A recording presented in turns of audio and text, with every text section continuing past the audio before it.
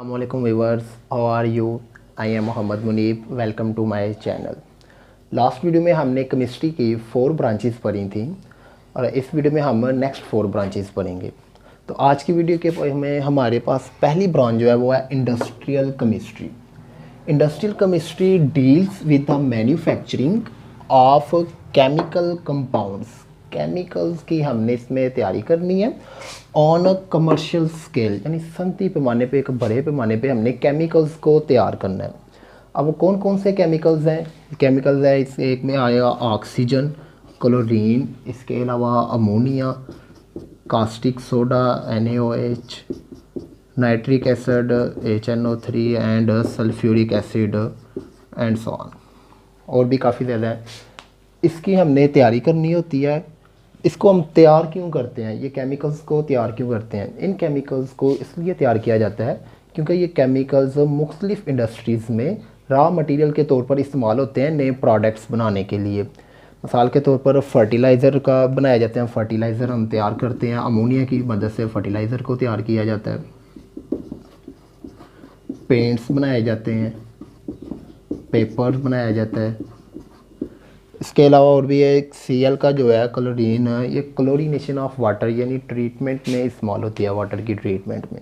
6 branch है हमारे पास nuclear chemistry. Nuclear chemistry deal with radioactivity, nuclear process and its properties. Radioactivities और nuclear process और उनकी खसूसियात। अब रेडियो एक्टिविटीज़ क्या हैं?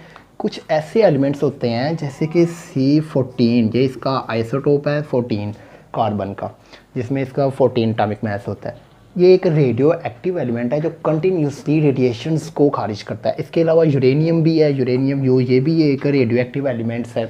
तो ये जो है कंटिन्यूसली रेडिएशंस को खारिज करते हैं। सेकेंड है न्यूक्लियर प्रोसेस भी पढ़ते हैं इसमें। न्यूक्लियर प्रोसेस इसमें 2 आएंगे रिएक्शन, एक फ्यूजन रिएक्शन ये और एक फिशन रिएक्शन। इनका इस्तेमाल होता है कि इलेक्ट्रिसिटी, इलेक्ट्रिकल पावर, एनर्जी वगैरह को हासिल करने के लिए इस्तेमाल किए जाते हैं ये रिएक्शन। अब इसका स्कोप देखा जाए, इसकी एप्लीकेशन देखी जाए। फर्स्ट इसकी एप्लीकेशन आएगी preservation of food. Preservation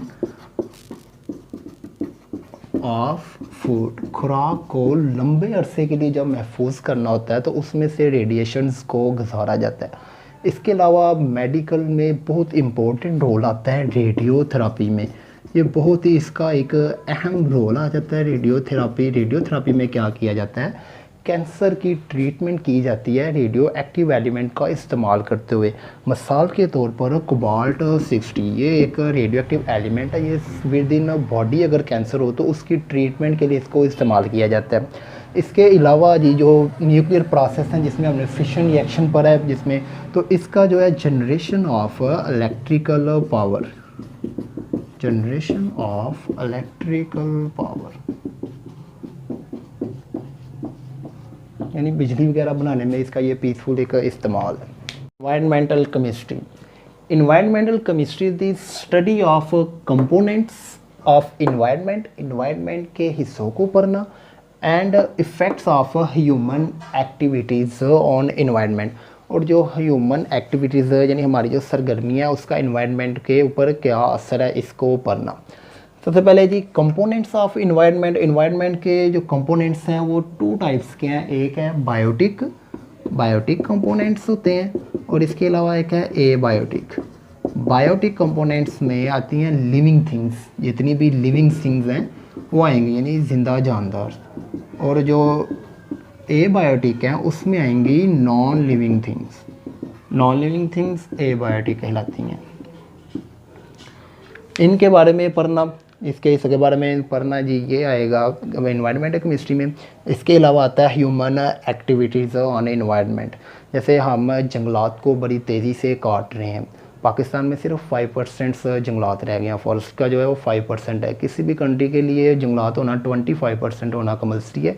Pakistan में सिर्फ 5% रह चुके हुए हैं, उसको काट रहे हैं। इसके अलावा क्लोरोफ्लोरोकार्बन्स का रेफ्रिजरेटर में इस्तेमाल किया जाता है।